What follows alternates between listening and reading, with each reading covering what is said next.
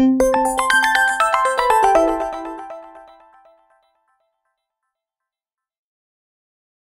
back to the Step Teachers Isolation Diaries. I'm joined today by returning guests Chris and Andrew.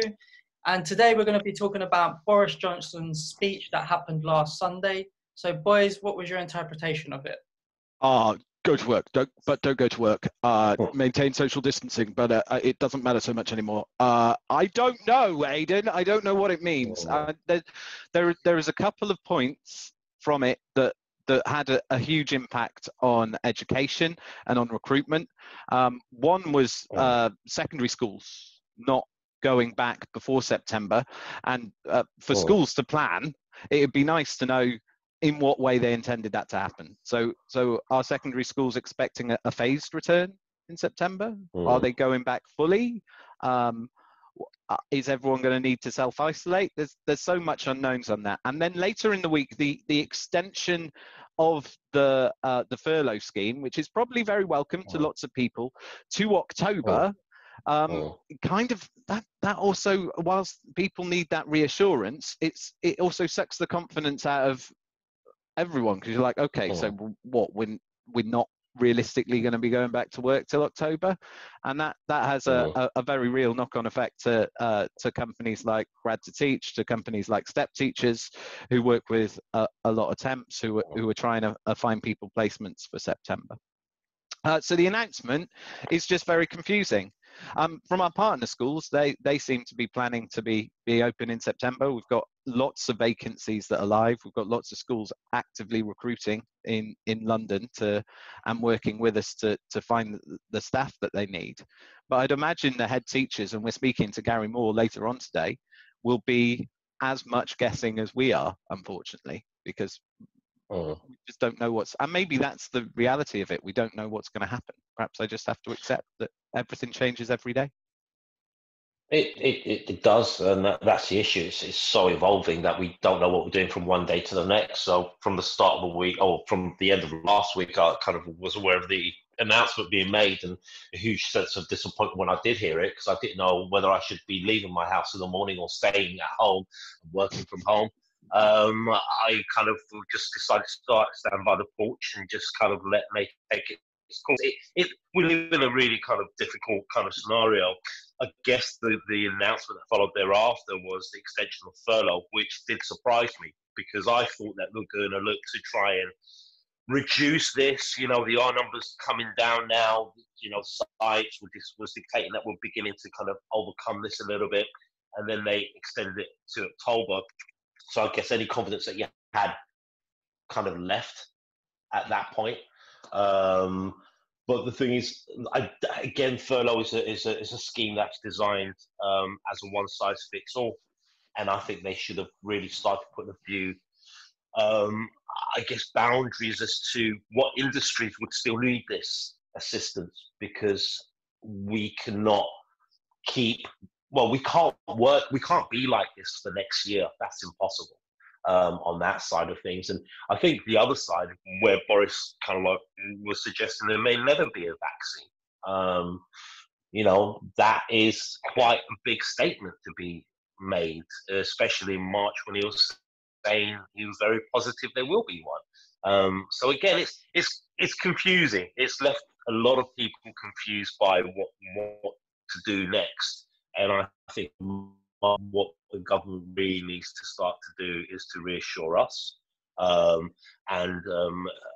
help us try and establish plans back in, if that's what they want us to do. But I don't know what they want us to do, so I'm still sitting here a little bit confused.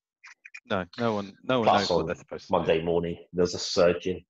Yeah, and there was a surge in public transport being used and people jumping back on the trains, but actually it was meant to be from Wednesday. It was just like, the point wasn't articulated properly on that side.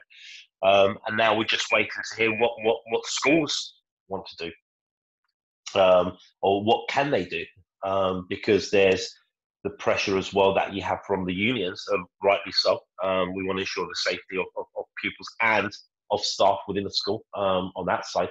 So there's a degree of ambiguity at the moment, and it's not good. And anyone that kind of says they want to make decisions, they can't make decisions on ambiguity.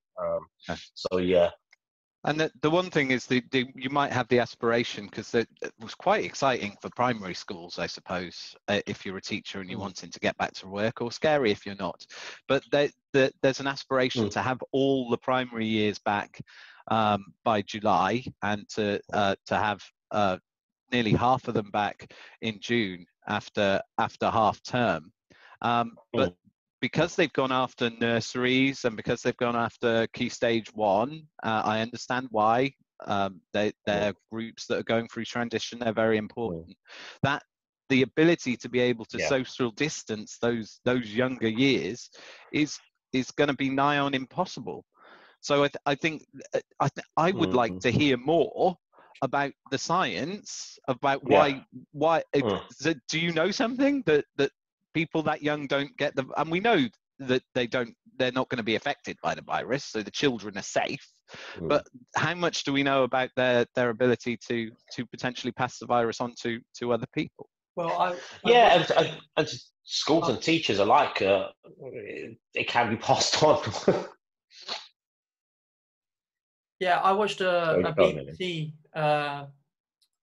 article about a person that was the head of the teaching union. I forgot his name, but he said that the younger kids are the transmitters, and there has been loads of global studies, international studies, on who are the carriers of the virus, and they usually say it's the kids, because they're not affected by it, they don't know they have it, and it's very asymptomatic.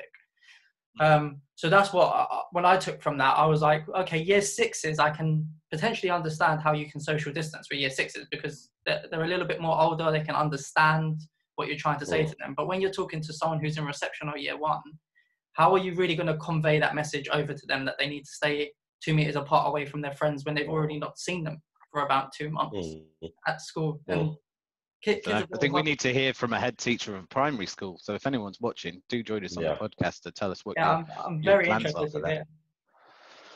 Yeah. So that's it, really. We can put together a whole podcast about not knowing. I mean, that's what we do know, actually. We do know the antibody test, actually, they believe they've got it to be 100% accurate. So that may help move things forward a little bit. I mean, this is just something else to kind of put into perspective, I guess, with all of this information coming through at present, is that we still have a subsequent 2.5 weeks until potentially schools do go back in. Now, during that period, the expectation is that numbers will be reduced and keep on reducing. At that stage, we're looking around June, where the actual numbers could be more manageable and scientifically kind of proven actually we're not in a bad place that we are here and now. And do also kind of like put into perspective that schools have been given 3 weeks to start to plan this. So they're not giving 3 weeks to start planning it once everything is absolutely fine. They're giving that on the expectation that come June the 1st, we're going to be in a far better position, I guess.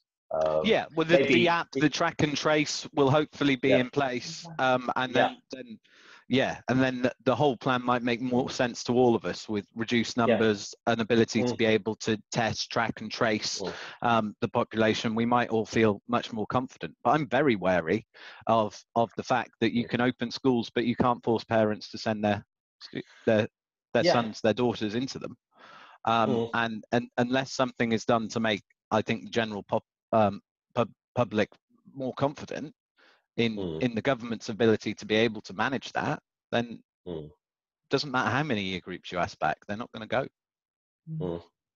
Well, yeah, the safety of our children comes first. The safety of our staff is crucial on this side of things.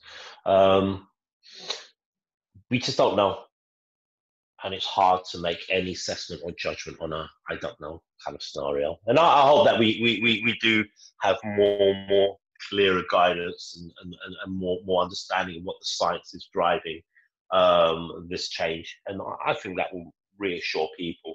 I can't believe for 1 minute that the government will go and make a decision like this without having an understanding as to why. I think they just need to really kind of sit down and explain to us why. And then people feel a bit more reassured about things.